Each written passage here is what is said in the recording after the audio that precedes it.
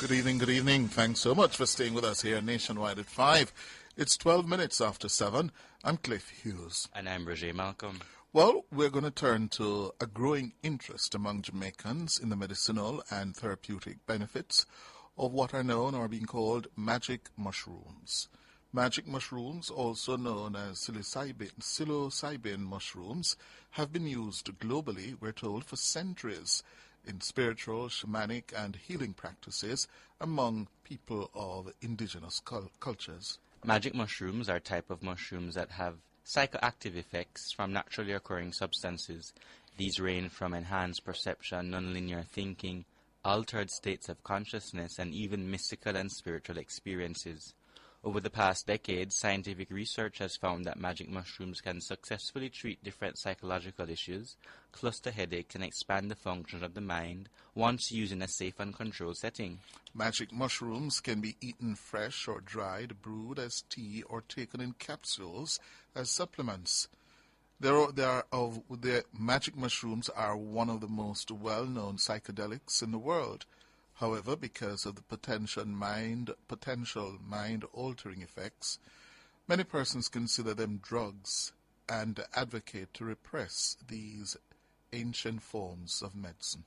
Well, today we explore the use of magic mushrooms in Jamaica, and we're joined by Eric Osborne, founder of Myco Meditations, a company providing treatment of persons using magic mushrooms, and from the Jamaican Hummingbird Taino tribe, Cacique Nebonri Kaiman of Yukayeke Yamewani, which is Taino for the Jamaican Hummingbird tribe, affectionately called Kalan. Good evening, Eric and Kalan. Good evening. Good evening. Good evening. Okay, so let's start with you, Eric Osborne of Myco Meditations. You operate a company that this is the business of Myco Meditations, to use magic mushrooms in treatment. Why would someone want to consume a mind-altering substance? What are the benefits, allegedly, and how are these different from other forms of treatment? Excuse me. Well, first of all, I would say that the focus on the mind-altering nature of the mushrooms is probably misapplied. The after effects of the mushrooms is really why people consume them. You often find that relief can last for months, sometimes years, from a single experience, from conditions of depression, extreme anxiety, post-traumatic stress disorder, general malaise, and lack of motivation. So there are a number of reasons that people consume psilocybin mushrooms. But it's not necessarily for the psychoactive effects. It's for the relief that the experience brings. And so, how, in your practice, how do you work with persons using mushrooms? What does a treatment or a session normally look like?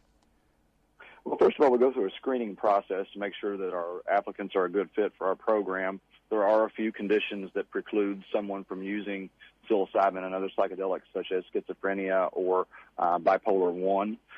So we start at the screening process. We understand why they're coming to stay with us and work with the mushrooms. And then when they get here, the majority of our clients have never worked with psilocybin, so we spend a good while educating them on the history and the function of the mushrooms and on some of what they can expect from the experience.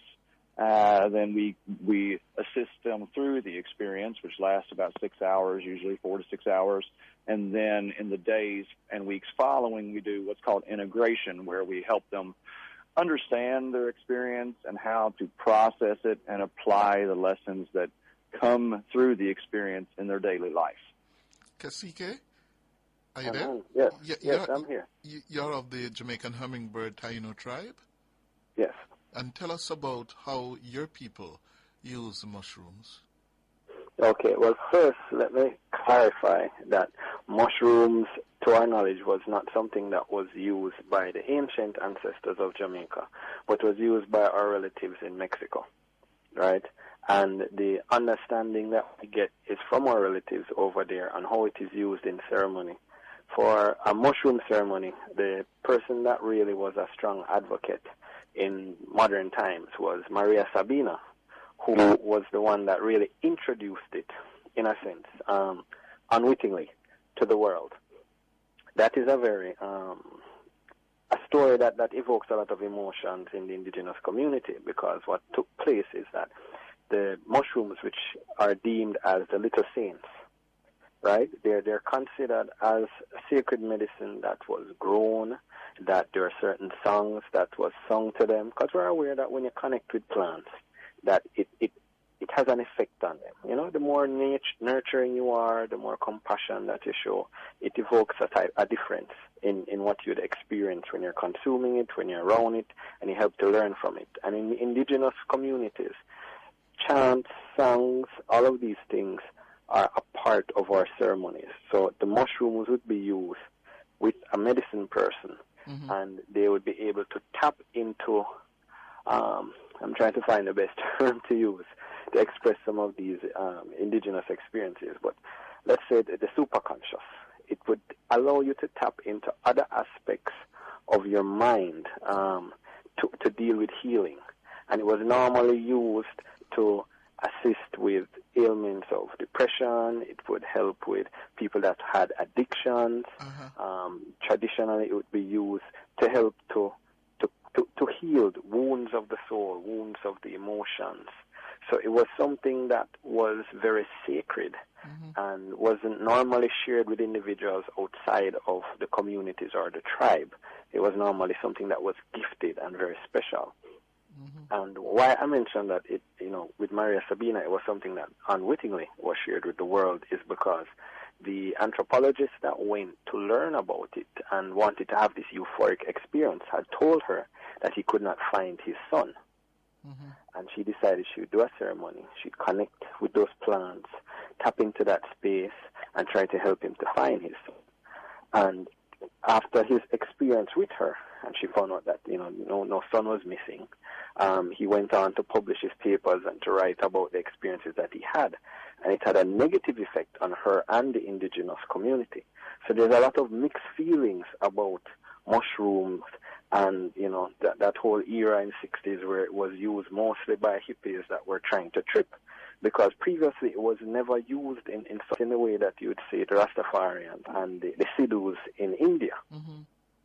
Right? So it wasn't just to see things or to feel things, but it was, as I said, the title for it was The Little Saints. It was considered a path to connect with the Creator, to get guidance and wisdom and knowledge, to help the community, to be in that stable mindset that is required to make critical decisions and to give good counsel.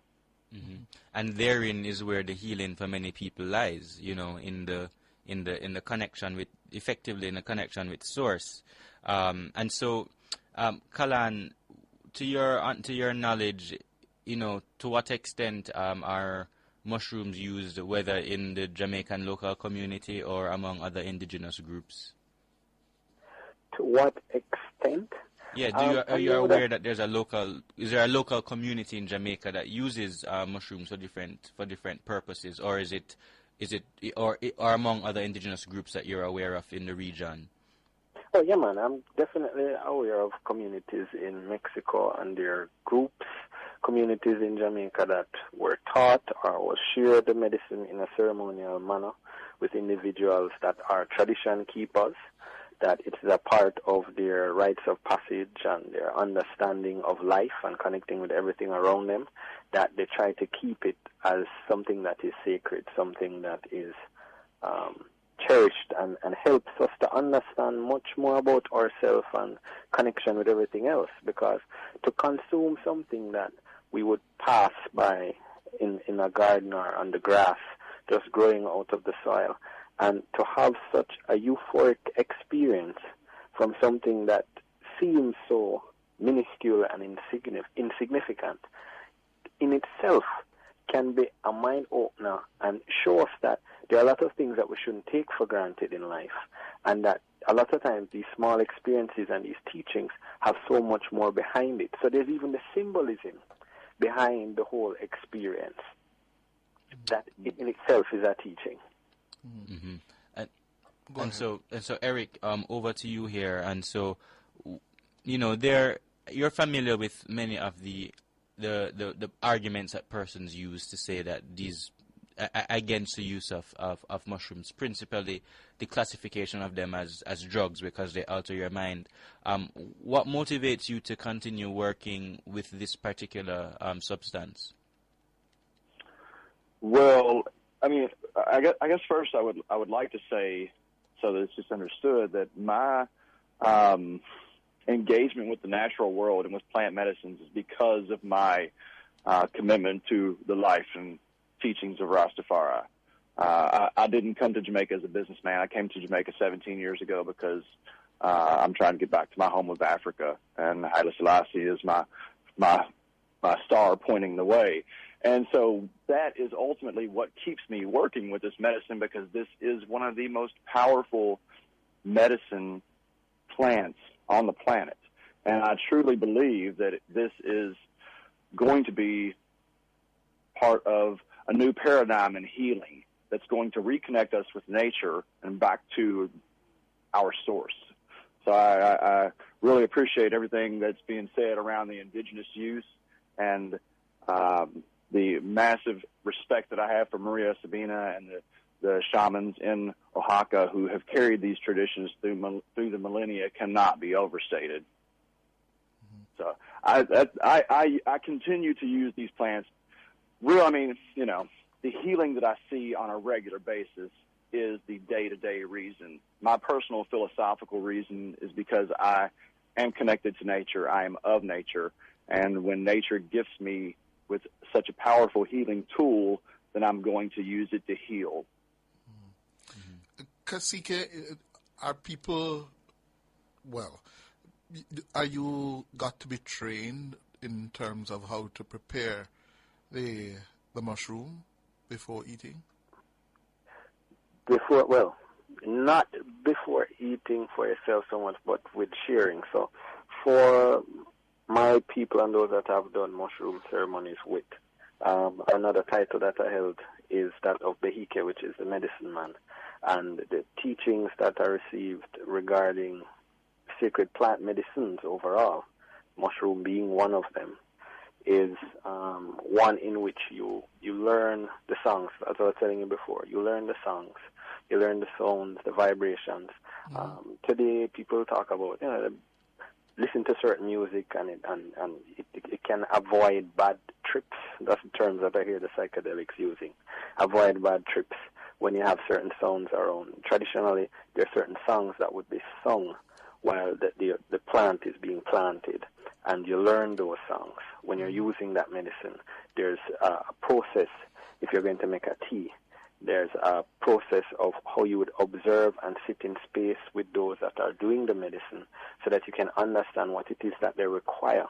They might need a shift in the energy of the space. So if before you were humming, the tempo may need to increase so that you'd start drumming. So it's really to connect with those in the space, and it's to learn how to do that and what to do in specific spaces. With the youth in a traditional ceremony, I've never experienced any negative effects or any issues of any sort. Most of the people that I know that would have taken it would have been diagnosed by contemporary medicine as bipolar or suffering from depression and things of those nature. And I see where it really helped them to get over traumatic experiences in their lives and to reassess. It's almost as if you really, speaking from a medicine person's point of view, it's very creative and artistic the way that we have to see the world. Mm-hmm. And when someone is going through an experience, it's almost as if you are going through the experience with them and guiding them through it. Mm-hmm. So it's almost as if at the birthing process, and you're there with them trying to guide them through so that they can be reborn. So it is a lot of engagement, and that takes a lot of empathy, and that is something that contemporary society doesn't have that much of. So there really is that a teaching that has to take place, and a level of humility to be able to be in charge of a ceremony like that and be someone that is at that level to serve people. That if they need to puke, you're the one cleaning it up, and you're there helping and guiding them through the entire process. The concern that I know the indigenous community has from these uses is that, one, a lot of times the the teachings, the traditional teachings aren't shared, and that respect for the medicine isn't always there. So one of the concerns that the indigenous community would have, that I'd share with Eric, is that they would go to your event, and yes, there's the integration, and yes, there is the medicine, and there's that wonderful experience.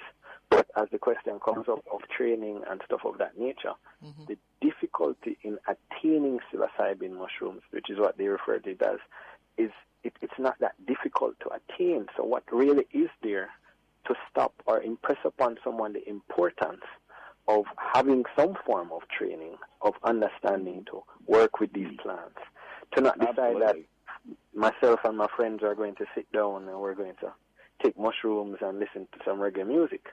So, and then what we are worried about is when the bad experiences come about because of misuse of the plant, it hurts the community, not just those individuals, because now it would be reported that the mushroom did this, not the individual, but this is from the medicine, which to us is something that is sacred and to be cherished, something that it should take a lot of knowledge for someone to say that, all right, we are allowing you to experience this with guidance that is not something just from now or the last 5 years or 10 years, but from traditions that has been centuries ago. I mean, where is it grown mostly in Jamaica? Jamaica, mostly in Negril, mostly in the Westmoreland. Westmoreland in the wild. I mean, we cultivate we're in St. Elizabeth, up around Southfield is where we do our cultivation. And I agree with everything that you're saying, Kali. I completely agree. This is not something that should be taken lightly. It should not be the case where just anybody is feeding mushrooms to people. There can be some very profound experiences that need real management and real empathy. And so, myself, how my qualifications are my commitment of over 20 years to this medicine as a sacred plant. I do not view this as some pharmaceutical or some drug that we take. This is a powerful, mystical, spiritual experience, and the healing of depression and anxiety, in my mind, are kind of the low-hanging fruits of this. This tool, this plant, can be used for so much more in understanding the very nature of who we are. Now, as this grows in Jamaica, it is going to become increasingly important that we develop training programs and certification processes so that just anybody isn't either coming into Jamaica or popping up in Jamaica and trying to make either a bunch of money or a name for themselves, and that so that we're ensured that their real focus is on the healing of the individual, the safety of the individual, and their real firsthand long-term experience with the plants. There is no way that I would have ever started feeding psilocybin to people in a situation like this if I had not had at minimum 10 years of devoted experience and deep work with these mushrooms on my own. So it's unfortunate that we don't have a traditional community or any type of educational process that we can bring people through to help them understand how to work with these medicines safely. And the reality is that individuals like myself and many others have had to train themselves and become experts in this field without any guidance other than the traditions before. And I've studied Marina Sabina, and I've studied the history and the work of the shamans in Oaxaca. I have a friend who's done the documentary, the Little Saints documentary. I'm well connected within that community, and I have a deep and profound respect for that. And much of my training has been based on reading and what distance learning I could do from shamans and psychologists, and then my own very deep experiences with the mushrooms. Go ahead. Yeah, so Kalan, a question I had for you here is, what do you think there is a role, and I've heard this argument put before, so I'm putting it to you, do you think there is a role for incorporating plant medicines such as mushrooms with training into conventional forms of medicine and psychotherapy, or do you think this is the space principally of local and indigenous knowledge? Normally, this is referred to as alternative medicine, and I see where communities are working on that with midwifery and with other plant ceremonies and teachings in Mexico. Mexico is very strong in a lot of their traditions, and the models that are used there, I think, is something that should be incorporated in other places. As Eric was mentioning, that you have communities that still practice, and you have teachers there. I think they should have a voice and be able to be a part of these bodies to share how to keep these things in alignment and to at least give it a level of balance, so that when we might find ourselves focusing so much on the psilocybin, right, that they will bring back to the consciousness of it being a plant, it being something with life, it being something alive that has a history, that has a story, that has myths and symbolism behind it, to bring that balance, because there's a tendency to become very clinical, and I think that is where things lose a lot of the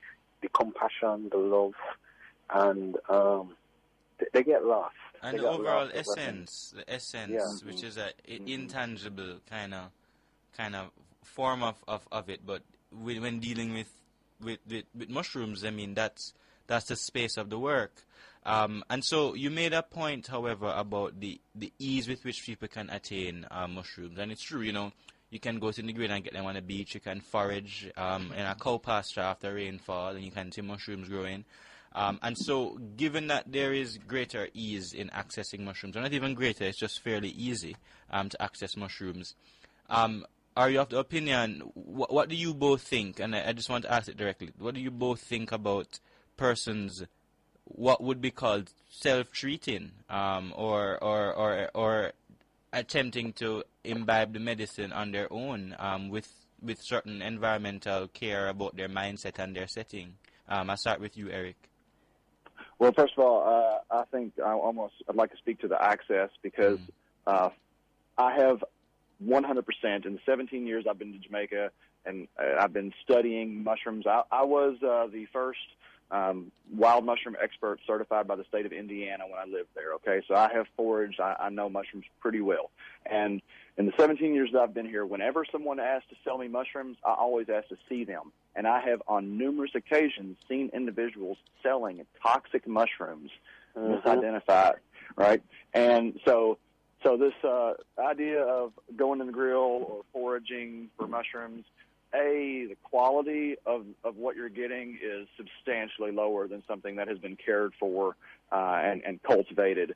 And then there is the possibility of poisoning. So that is very real, and I think that is the first reason to say that this needs to be guided, and we just do not. The idea of someone just going out and getting their own mushrooms and dosing themselves is a very slippery slope. And then that's not to mention the potential need for care within the experience, right? I have warned clients of mine not to go home and take mushrooms on their own, and the vast majority of them adhere to that advice, but I have had a couple who have gone back and taken mushrooms on their own and said, oh, my God, that was horrible. I should have never done that.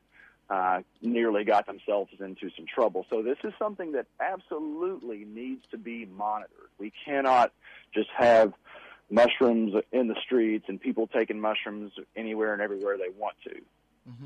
Well, stay with us, gentlemen. After the break, we're going to be joined by Dr. Sophia Longmore, a Jamaican senator who has been calling for regulations of the mushrooms.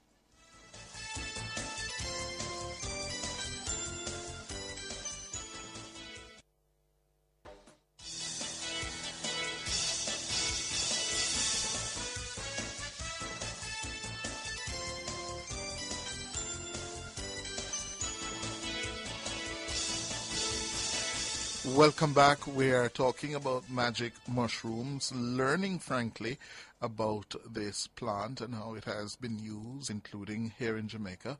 We have with us Cacique Nibonri Kaiman of Yukakieke, Yamaya Guani, Yes. Guani, and the Jamaican hummingbird Taino tribe.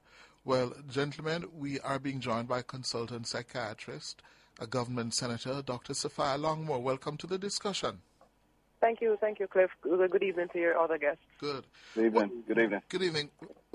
Dr. Longmore, help us to understand when we talk about using the magic mushrooms, yes? What risks there are? Well, I'm very glad, Cliff, that you are bringing shedding some light on this issue because it's of growing concern in the psychiatric community. This what we call the psilocybin mushroom is the one that is known on the streets as the magic mushroom because it has psychedelic effects, and which are psychoactive. So more regularly known things like LSD, which was very popular in the 70s, etc., have this psychedelic effect. It definitely has clinical implications, somewhat similar to marijuana, where you have components of the substance that are medicinal and can be applied for positive effects on a person. You also have compounds in the substance that has negative psychoactive effects. And so just as if a diabetic or somebody who is predisposed to diabetes, you cannot look at the person and tell that if they eat a cake, they may go into diabetic coma, whereas someone may just eat a cake and be quite fine. You cannot tell who may be susceptible genetically or otherwise stress or otherwise other factors may put them at risk for the different components within the substance. And what is happening is that we are seeing that as in cannabis where it was decriminalized and there has been some lapse in the actual effectiveness of the regulation, we as practitioners are seeing persons who are using the substance illicitly, unregulated, in their own way, or definitely without a clinical direction, and are having very negative effects from it. We are seeing where, particularly with the mushroom, in tourist areas, persons are experimenting and are turning up either on the hotel facility or wherever they're staying, Airbnb, etc., or in the emergency room, and are in a state of from the abuse of the mushrooms. Pardon? From the abuse, effectively, of the mushrooms. Exactly. And what is a double-edged sword to this is that it is not known to our medical community, and so we cannot manage it. And our medical personnel are not trained because it is not as common in our culture. And so it can be a difficulty there and a burden on our health system.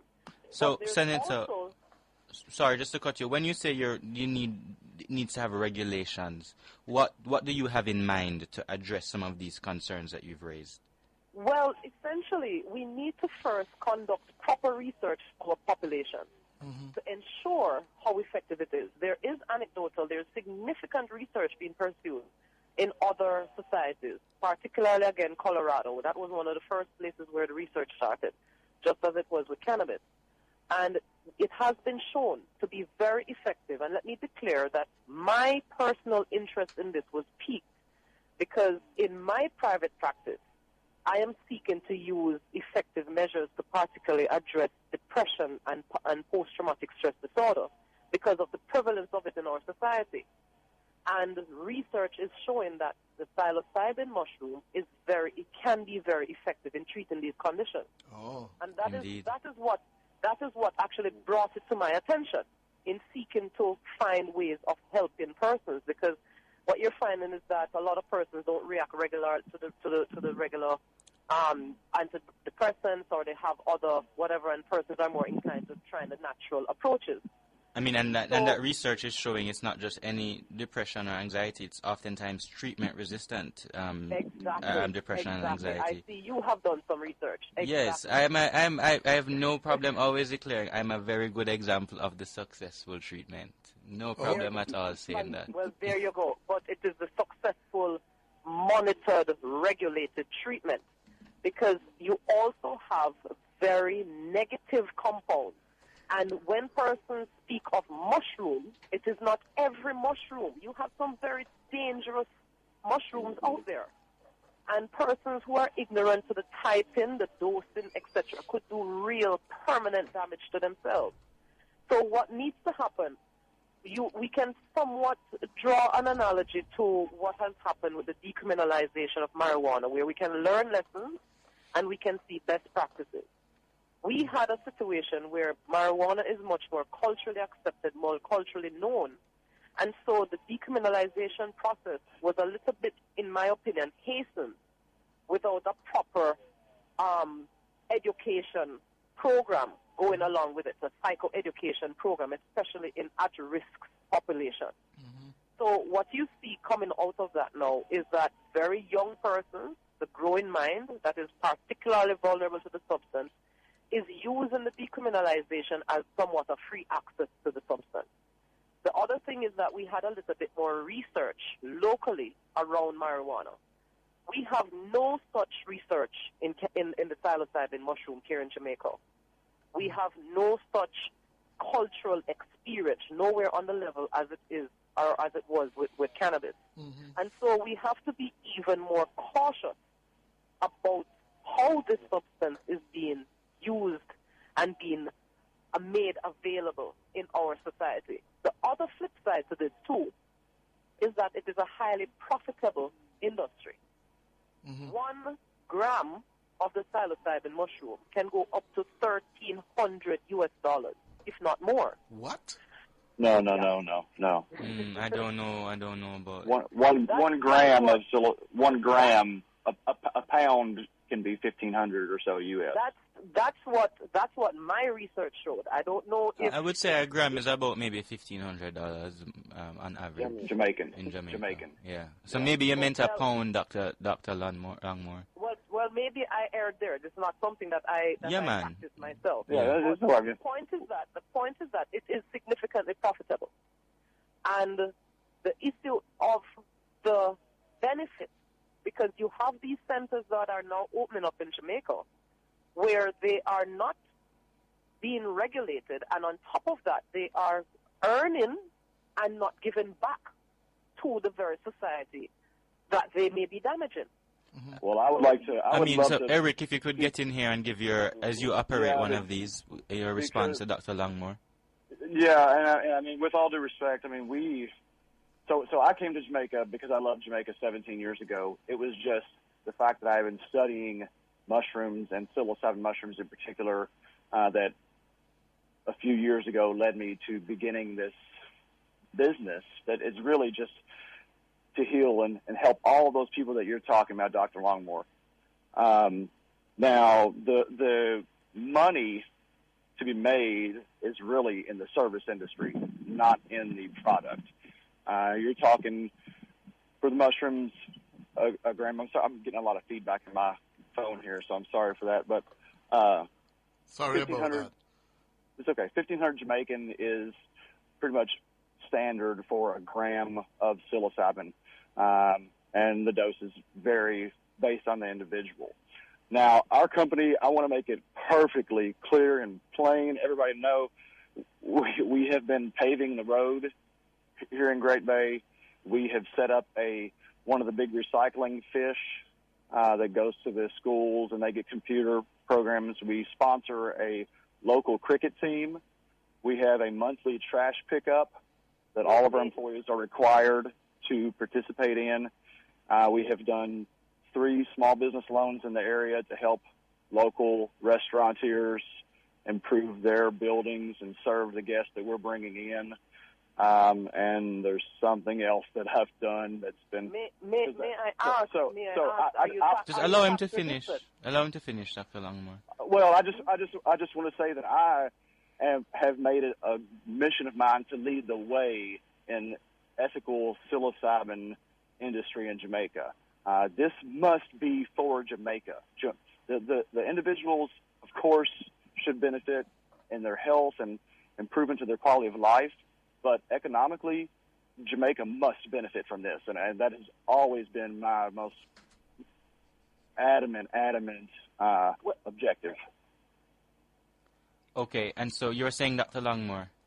Well, I'm very happy to hear, but at the same time, not all persons may be motivated as altruistically as you may be, sir. And Right. with all due respect, with 17 years experience in working with the mushroom, that is just your unique situation. This Yes. is a psychoactive substance that only persons who are qualified in dealing with psychological issues would be quite competently capable of managing. And what is unfortunate is that we have, and this is one of the unfortunate things with mental health generally, where persons see it as a trivial matter. Even what we call counseling or talk therapy, there's an art and a skill to it. You, Yes. as a professional, you don't just unravel someone's subconscious or someone's underlying issues but Dr. and then let them go. Right. But Dr. In a Longmore, more vulnerable position. if I could, I mean, respectfully also, you're not necessarily speaking from experience using psilocybin either. And so you're speaking generally in a conceptual sense. Well, but how does that perspective, just a second, how does that perspective leave space for the cultural, and we have on the line Kasike, we have Kalan who has worked with this in a sacramental setting. How does that perspective that only psychological professionals should use treatments involving mushrooms and other mind-altering substances when the genesis of the use of mushrooms as medicine comes from indigenous communities who have worked with this? Before you open that can of worms, note my very first statement was that what is needed is research. And research would involve, hopefully, collaboration with persons who are experienced in using the substance. That is where we need to start. Yeah, but respectfully, there's also, not in Jamaica, but there's mountains of research on the use of psilocybin mushrooms and other types of mushrooms that are psychoactive.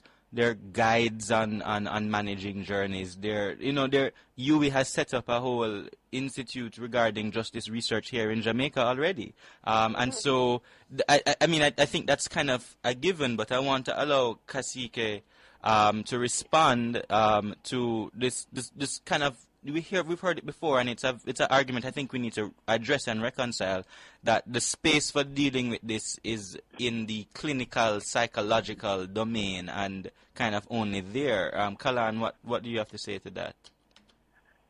I have to very well address the fact that we're living in modern times, and it's no longer communities that are based on communicating and understanding the value of work and being patient. We're in this era where majority of people are into quick fixes, and people will forego therapy for, as the term suggests, a magic mushroom. With regards to regulations, which I was listening out for, I would say that something of that nature would be necessary when it comes to the individuals that are especially distributing this, because there really should be some level of quality that can be guaranteed. It shouldn't be something, as we were saying before, where someone would be passing off a toxic mushroom as psilocybin mushroom. That's in one place. And the whole ceremonial aspect of it now, I want to be very clear on that a mushroom ceremony does not always include an individual even consuming the plant. As I said to you, there's a lot of symbolism and teachings about the plant itself.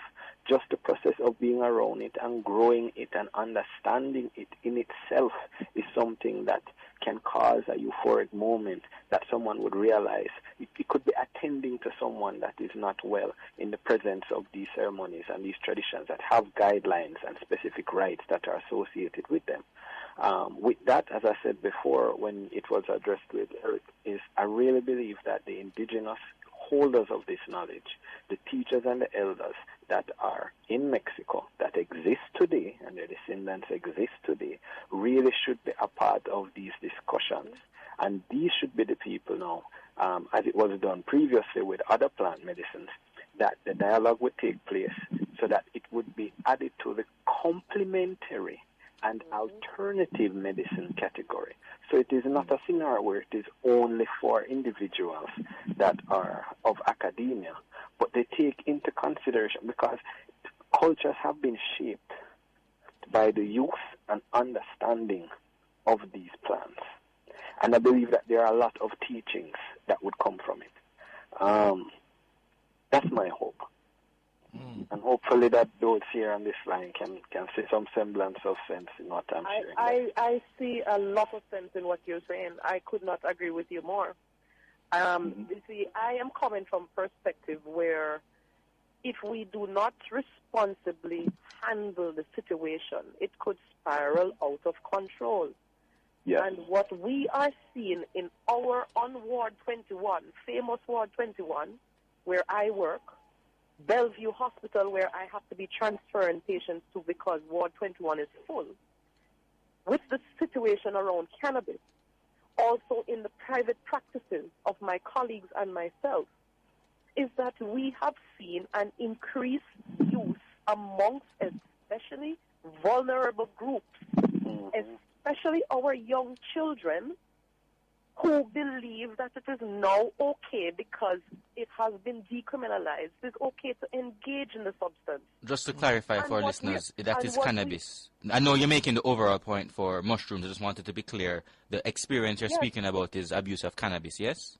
And what we are saying, as what I am saying now, as the person who is qualified in the mental health field, is that the psilocybin mushroom has similar propensity, if not more, in terms of predisposing someone to a negative psychoactive effect.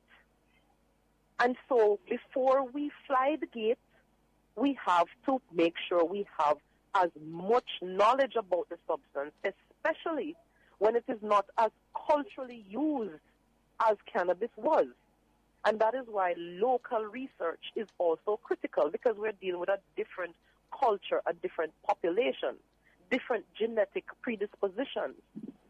And of course, it is significantly beneficial to learn from the persons who are experiencing using it. Okay, Eric, you wanted to get in there, Eric. Well, first of all, I mean, with that, I would like to say that I, to the fullness, offer my vast experience to help others understand this. I have had many psychiatrists, psychologists come here through our program, many medical professionals, and they have been baffled at, I'll say, my ability to manage the space and manage the situation. Michael Meditations is in full support of research. We have had more than 650 people pass through our doors. We've been contributing to the research with the Imperial College of London and are in talks with researchers here in Jamaica. And we very much want to offer our program as a contribution to ongoing research. And I would also just like to say that Michael Meditations is in full support of sensible regulation. The reason that I was so low profile, that I never ran advertisements or, really tried to push our program, is because I knew and know that there will be people that see this as an opportunity and they are not equipped to perform this service. So everything you're saying overall, Dr. Elmore, I agree with. I think it's just a matter of hopefully work out the details and, really develop a program that is going to best serve Jamaica and its citizens first, and then the foreign clients that come here.